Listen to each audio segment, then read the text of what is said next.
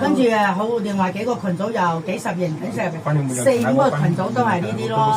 即係嗰個嗱呢次啊中間計啦，跟住有個華東6天啊。即係你都係即係放組織啲人去旅遊㗎。係啊。你係咩名啊？我自己係導遊㗎。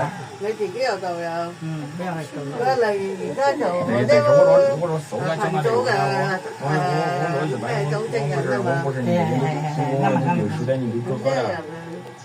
呢次我哋就你呢次12個啊？係啊，呢度嘛報名嘛。我通知佢哋，即係喺你灣區旅遊。唔係航空公司，我哋移商嘛，9月嚟，走嗰陣時都係移商去香港，8點幾。好多移商我喺度啊！走嗰陣時啊，夜晚8點35，到咗香港10點50啊，差唔多11點啦。咩要啊？好晏啊！要深夜嗰班車10點11點你到咗屋企啊，起碼都1點啦，最快。真係要夜嗰班車貴啲咯，平啲啦，貴啲啊！哦，你話你自己坐巴士，坐夜機又平啲，知唔知？夜機平啲，坐巴士貴啲，即係揀啲機又啱啲。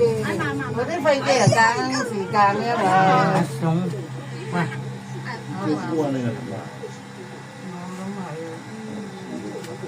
我哋嗰隻又係，去泰國嗰隻翻到嚟又10點鐘啊，而家就。係咯，都係。最夜嗰班車啱啱11點，啱啱正係16點仔。要啊！係啊，平啦！朝早啊到8點起飛，5點鐘去集中機場，咁咪有個半夜走去等巴士。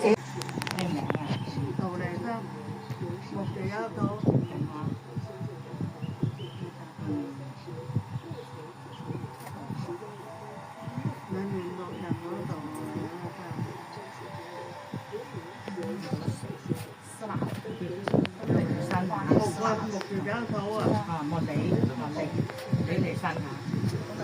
嚟啊，美麗嚟咯。我们下扬州都好了都。呢度唔記得咗事。深江個深。木啊，唔係你啊。木。我幫你計啦。